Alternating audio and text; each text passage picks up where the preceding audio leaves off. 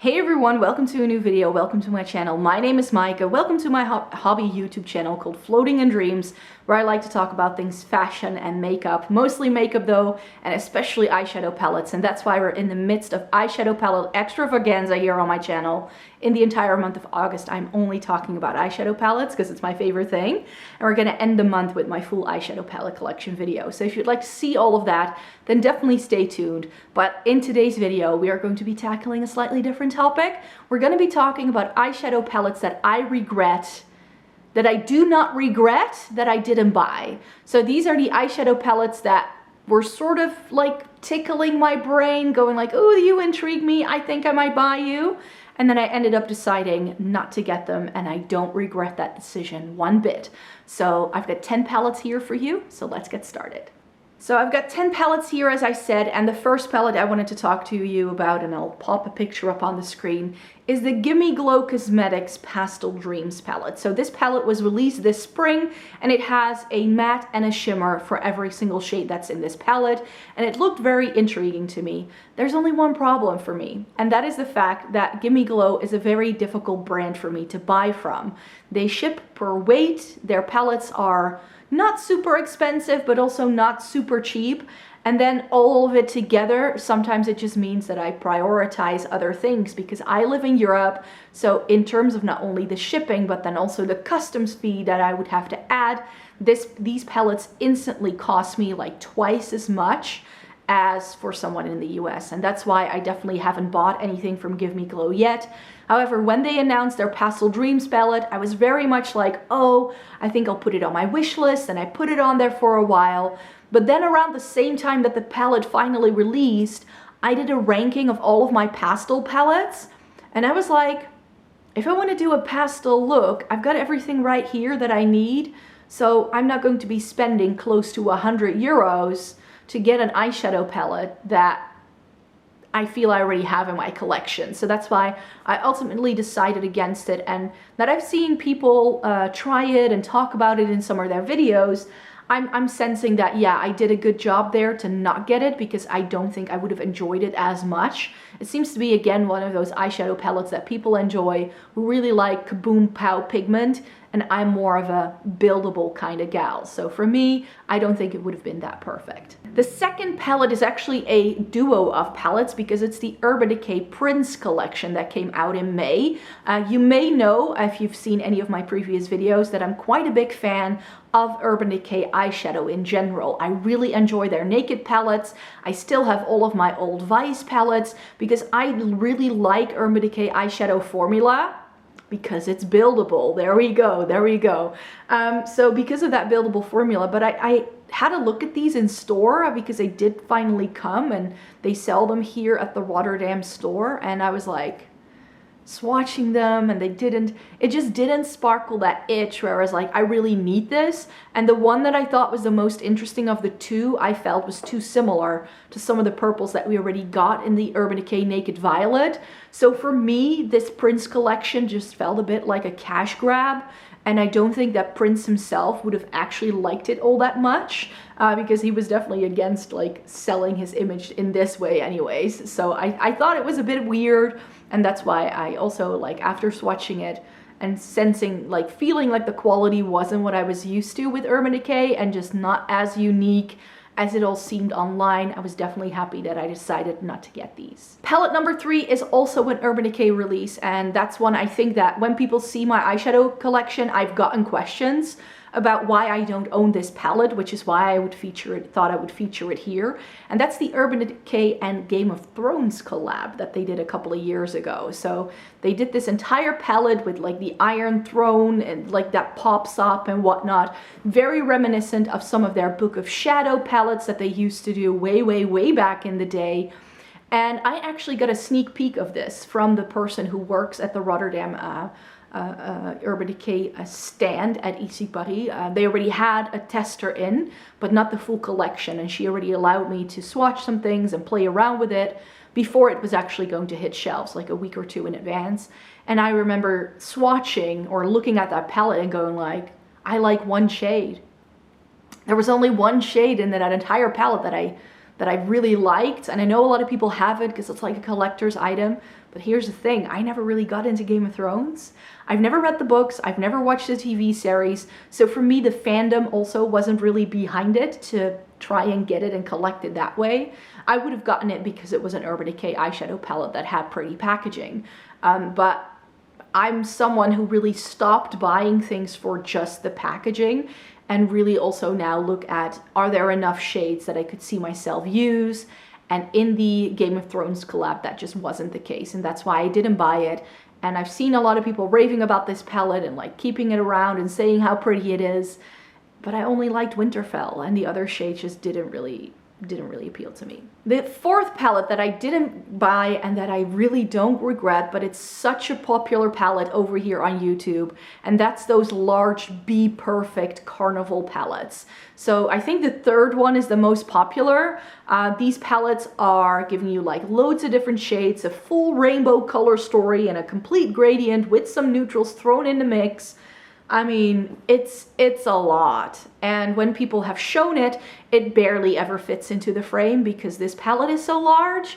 Now, I don't love really big eyeshadow palettes, so you can tell me how lovely an eyeshadow palette is, but if I need to buy extra storage so I can like store one single eyeshadow palette, I know I'm exaggerating, but that's how it feels to me, I'm just not going to get it. If I only have so much space on my makeup table, I would just knock it over. With very large palettes, I also really struggle figuring out what look to do because the shade selection just overwhelms me. So that's why I decided to not pick that one up, even though a lot of people have been saying how great it is. And I know I will not try it, and I know I won't regret it one bit. The fifth palette I didn't buy is the Natasha Denona Zendo palette. So I'm really still holding out for a Natasha Denona retro palette instead of just the mini retro, but the mini Zendo was already turned into a medium-sized palette by Natasha Denona, and it looked really stunning at first. It's got some lovely teals, and that really appealed to me. There's only one really big but, and that's the fact that there's a lot of orangey warm tones in the second half of the palette. And that just, it's not necessarily for me. Plus, if I want to go for warm tones with a pop of teal, I have other palettes that can do that. For instance, the Urban Decay Naked Wild West, and also my ColourPop and Kathleen Light's Dream Street palette. Both of those can give me that. So I was like, I don't need to pay Natasha Denona pricing if I already have two palettes that can essentially give me the same thing. So that's why I definitely held off of that, and I definitely don't regret it because I've been hearing some mixed reviews on that one. I'm still holding out for the retro. Eyeshadow palette number 6, the Too Faced the pumpkin spice. I always like, are we still on the gingerbread? Are we still on the pumpkin? No, the pumpkin spice that was released last fall. It was definitely a palette that I actually even, I went as far as putting it in a cart when it was on sale on Cult Beauty. I definitely went to that length, and then I didn't buy it, and even though it still looks nice, it still intrigues me, it still kind of makes me go like, yeah, that might be something I might like. Here's the thing, Too Faced has been doing warm tone palettes with a pop of something for years now, and I felt it wasn't unique enough. The only thing that really appealed to me were those purples in the bottom, and like the way I felt about that Urban Decay Game of Thrones release, I'm not going to get an eyeshadow palette anymore if there's only a handful of shades that intrigue me. I need to like 2/3, maybe 75%, maybe 90% of a palette nowadays for me to really try and be interested in it and wanting to buy it. So that's why I held off on that one, and I definitely don't regret it. Eyeshadow palette number 7 I wanted to mention here is the Sydney Grace Enduring Love palette. This is a really pretty cool tone neutral color story with some pops of color. So you might think, that's completely up your street. Why didn't you buy it? I love Sydney Grace eyeshadows. I do. I really love their quality. I have a bunch of their singles. I just got those Temptalia collab palettes, and those look stunning. So I'm really a big fan of Sydney Grace shadows. But this Enduring Love palette, it looked a little samey to me. So for me, there were a lot of shades like in the middle of the palette that I felt all looked the same. And they also seem to be very similar, or maybe even the same, to a lot of the singles that I already own from Sydney Grace, because I bought a lot of Sydney Grace eyeshadows to build 2 custom palettes with. So a blue, green, purple palette and a cool tone neutral palette, and most of the shades in those 2 palettes are Sydney Grace singles. So I felt if I were to take singles out of my palettes, I could make the Enduring Love myself. And that is why I ended up holding off, even though this is one that, again, when I placed that order with Sydney Grace, I almost put it into my cart, and then I was like, no, I'm not going to. I have these shades already. I really don't need this. And it's definitely not one I regret not buying. Eyeshadow palette number 8 is another Natasha Denona palette, which is the Biba palette. This palette was actually on my wish list, and I was waiting around for a deal because I really liked the Natasha Denona Gold, and I was like, right, I want to try some more Natasha Denona singles, eyeshadows, and the Biba just looked like to be a really good neutral color story. The only reason why I didn't like snap it up straight away was because it only had 3 shimmers, and I really love good shimmers, and the Biba also seemed to be a little bit warm toned leaning, so I wasn't entirely sure about it. And then as that was on my wish list and I was like, okay, I'll wait around until Black Friday, that's when she released the Glam, and now I own the Glam, and now the Biba is just completely out of the picture, because I was like, I have my perfect Natasha Denona neutral palette, because that would be the Natasha Denona Glam. So I'm definitely not going to get that. So I really like that I held off on that and I didn't buy it straight away, and I was looking for a deal because that really saved me some money, because the Glam is also half the price of the Biba. So I thought that was a good one. Palette number 9 is the BH Cosmetics Lost in Los Angeles eyeshadow palette. So they came out with this, I think, earlier this spring. It seems to have some pastels and some neutrals. And I looked at this at first and I was like, yeah, this looks like something I might really like. But then I was like, sort of like doing the mental tally, and there's actually a palette I used to own. I still have it in a drawer somewhere, but it's no longer part of my actual eyeshadow palette collection. I kind of keep it around for sentimental reasons. And that's the Pure My Little Pony palette. And that was also a neutral palette with pops of color that really got me into color, which was great. But I was like, this Lost in Los Angeles thing, I don't think I would reach for it, because if I want to go for something colorful, I'd rather reach for a colorful palette.